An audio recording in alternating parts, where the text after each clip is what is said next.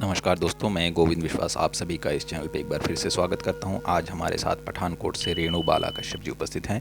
तो रेणु जी, आपका बहुत बहुत स्वागत है। हम जानना चाहते हैं आपका जन्म कहाँ हुआ, आपकी प्रारंभिक शिक्षा दीक्षा कहाँ हुई। इस विषय में आप दर्शकों से कुछ साझा कीजिए। Thank you so much Govind ji और Foundation of Art and Culture Bhopal. मेरा नाम रेणु बाला है और मैं पंजाब के एक छोटे से शहर पठानकोट से हूँ, जो कि जम्मू कश्मीर और हिमाचल के बिल्कुल सेंटर में है। अगर बात की जाए स्कल्पचर फील्ड में आने की, तो मुझे बचपन से ही एक अलग तरह का जुनून था। मुझे ऐसा लगता था कि मैं जैसे शायद इसी फील्ड के लिए बनी हूँ। बट उस समय मेरे पास डेफिनेशन नहीं थी कि जिस चीज़ का मेरे को इंटरेस्ट है बेसिकली उसको बोलते क्या है, क्योंकि मोस्टली सभी लोग इसको पेंटिंग ड्राइंग इसके साथ ही जोड़ते हैं। और मेरे परिवार, मेरे फादर जी, उन्होंने जब मेरा इंटरेस्ट इस चीज़ में देखा, क्योंकि बचपन से ही वो मुझे वॉच करते रहते थे जब मैं 2.5-3 साल की थी, क्योंकि अकेले रहना और मिट्टी से चारकोल से कुछ कुछ बनाते रहना। तो फिर उन्होंने मेरे लिए सर्च किया और जम्मू से आफ्टर मेरे स्कूलिंग मुझे जम्मू भेज दिया। जम्मू से मेरा ग्रेजुएशन हुआ 5 ईयर का फाइन आर्ट से ही, स्कल्पचर में। और उसके बाद मैंने मास्टर डिग्री जो थी मेरी, वो मैंने राजस्थान यूनिवर्सिटी से की और वहीं पे यूजीसी नेट हुआ। और वहीं पे महाराजा कॉलेज ऑफ आर्ट में मैंने 2 साल as a assistant professor sculpture में मैंने जॉब भी किया। और उसके बाद वहाँ से मैंने जॉब लेफ़्ट करके मेरे को गड़ी ग्रांट मिला इंडियन गवर्नमेंट की तरफ से, तो दिल्ली की तरफ मूव किया। और वहाँ जाके मैंने 1 ईयर रिसर्च की अपनी टेक्निक्स के ऊपर, अपने काम के ऊपर, और स्कल्पचर्स के जो अभी कंटेम्प्रेरी विजन्स चल रहे हैं टेक्निक को लेके, कन्वेंशनल मटेरियल को लेके, बेसिकली मैं उस चीज़ पे रिसर्च करना चाहती थी। तो उस पे मैंने काम किया। और जैसे ही मेरा गड़ी ग्रांट ख़त्म हुआ, मुझे मिनिस्ट्री ऑफ कल्चर की तरफ से 2 ईयर का जूनियर फेलोशिप मिला। अगेन मुझे बहुत हेल्प हुआ उस चीज़ के ज़रिए अपनी टेक्निक को और इंडियन का जो कल्चर है, आर्ट है, उसको एक्सप्लोर करने के लिए। मैंने ऑल ओवर इंडिया का ट्रैवल किया, इवन इंडिया से बाहर भी कुछ एरियाज़ में ट्रैवल किया। और वहाँ का जो आर्ट है, उसका जो बैकग्राउंड है टेक्निक के साथ, उसके ऊपर बहुत माहिर तरीके के साथ मैंने रिसर्च किया और उस चीज़ को समझा। और अब उसने बहुत हेल्प की मेरे काम को और भी ज़्यादा रिच करने की, मेरे काम को और भी ज़्यादा संवारने की। और अगर बात की जाए कि मेरे घर में इससे पहले कोई भी स्कल्पटर आर्टिस्ट नहीं था। मैं पहला स्कल्पटर आर्टिस्ट हूँ अपनी फैमिली में। इवन मेरी सिटी डिस्ट्रिक्ट पठानकोट में फर्स्ट वुमेन स्कल्पटर हूँ जो इस फील्ड में आई। और उसके बाद जी, सभी कलाकार को अपने काम को एक रूप, एक आकार देने के लिए कोई ना कोई इंस्पिरेशन की ज़रूरत होती है। तो हम जानना चाहते हैं आपको इंस्पिरेशन किनसे मिलता है। मैं अगर इंस्पायर हुई हूँ तो हमेशा नेचर से इंस्पायर हुई हूँ। ऐसे तो ग्रेजुएशन में जो मेरे टीचर थे पद्मश्री राजेंद्र टीकू, जो कि जिनसे मैंने बहुत कुछ सीखा है, बट उन्होंने भी मेरे कॉलेज टाइम में मुझे एक चीज़ सिखाई थी कि अगर आप कैपेबल हो अपनी आइडेंटिटी क्रिएट करने के लिए तो आप ज़रूर करें, बट स्टार्टिंग के लिए अगर आपको हेल्प की ज़रूरत रहती है तो आप रेफरेंस ले सकते हैं। बट उनकी बहुत सारी चीज़ें, इवन मेरे फादर साहब की बहुत सारी चीज़ें मेरे दिमाग में एक स्टक कर गई कि चाहे मैं थोड़ा करूँ, चाहे मैं गलत करूँ, चाहे मैं सही करूँ, बट खुद की आइडेंटिटी के साथ करूँ, जिसमें मेरे टीचर ने मेरा पूरा सपोर्ट दिया।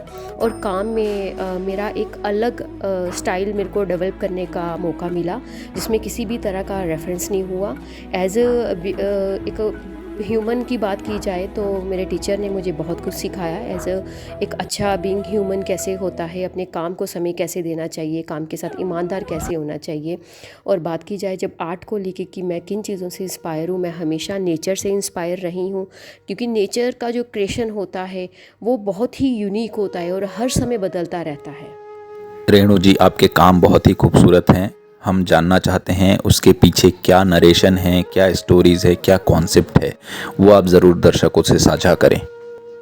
आज तक मेरे सराउंडिंग जो भी होता है, या फिर जो चीज़ें मैं पढ़ती हूँ, हमारा इंडियन मिथोलॉजीज़ जो है, वही चीज़ें मेरे काम में सब्जेक्ट की तरह आती हैं।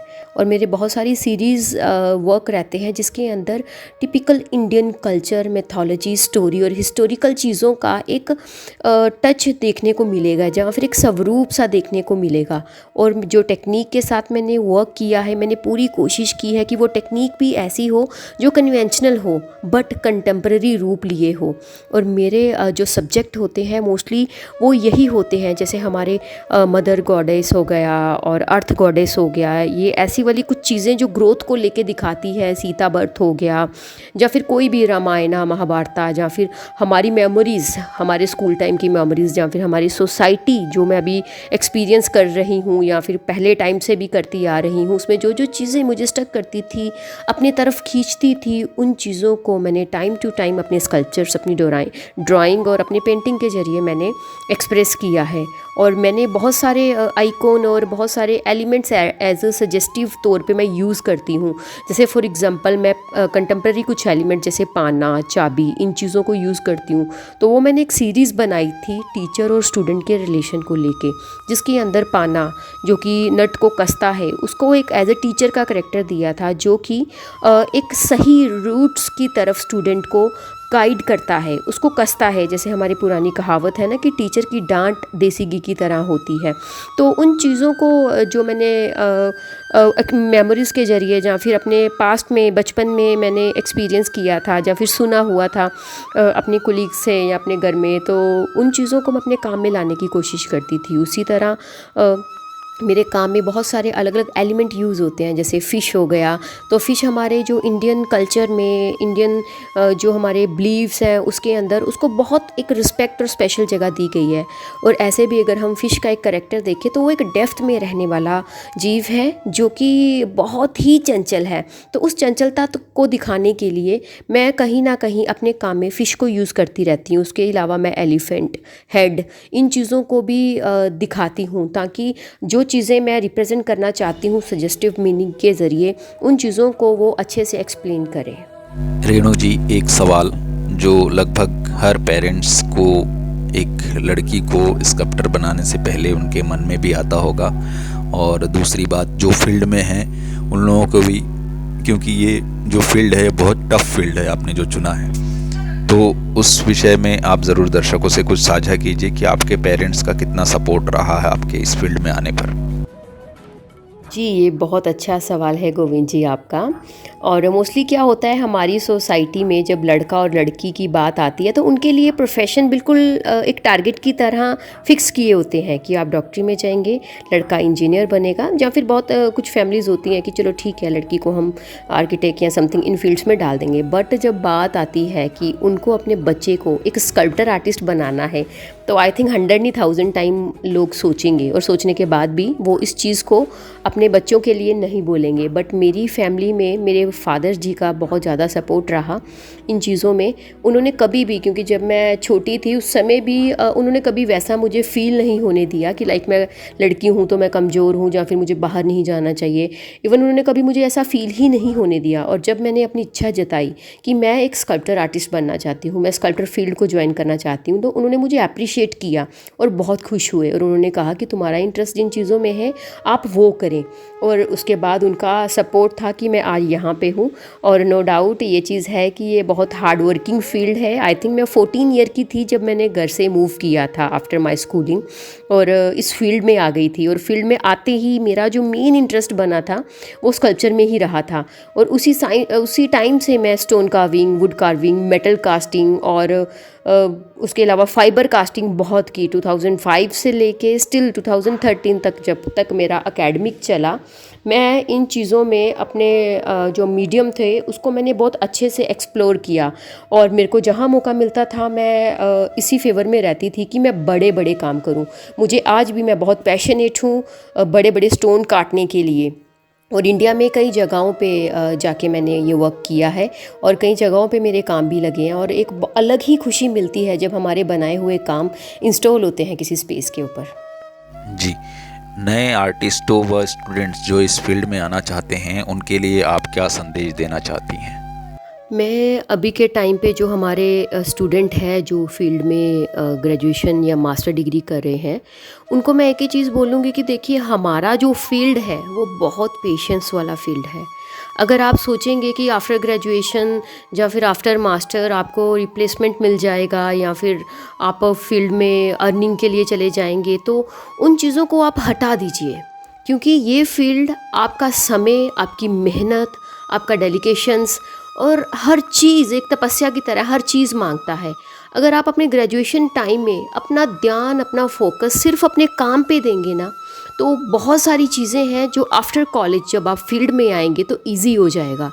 तो मैं अपने जो स्टूडेंट्स अभी वर्क कर रहे हैं फील्ड में, या फिर जो रिसेंटली पास आउट हुए हैं, मैं उनको एक ही चीज़ बोलूँगी कि पेशेंस रखें और पूरी ईमानदारी से अपना 100% अपने काम को दें, अपनी चीज़ों को एक्सप्लोर करें, अपने कल्चर को एक्सप्लोर करें और सीखें, और हमेशा सीखते रहें।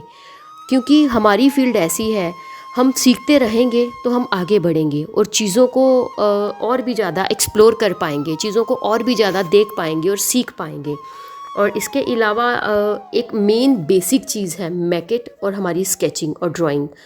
हमारी फील्ड में या फिर अभी जो हमारे यंग आर्टिस्ट अभी है करंटली, वो रेगुलर स्केचिंग उनके लिए मस्ट है, क्योंकि स्केचिंग ही एक ऐसी चीज़ है जो हमारे मन में जो चेतनाएं होती है, कॉन्शियस सबकॉन्शियस माइंड में जो चीज़ें चलती रहती हैं, उनको प्यूरिफाई करता है। प्रैक्टिस तो है ही है ये आर्टिस्ट की, बट उसके साथ हमारे दिमाग में जो चीज़ें चल रही हैं उसको भी ये प्यूरिफाई करता है। और उसके अलावा अभी का टाइम बहुत चेंज हो चुका है। पहले एक टाइम था कि जब शांति निकेतन, बड़ौदा या अदर सेंटर्स में लोग अपने सीनियर से, अपने टीचर से, इनके एक सर्कल में रह के चीज़ों को एक्सप्लोर करते थे। बट आज डिजिटल टाइम हो चुका है, तो मेरे को लगता है कि हार्ड वर्किंग के साथ साथ आर्टिस्ट को स्मार्ट होने की भी उतनी ही ज़रूरत है।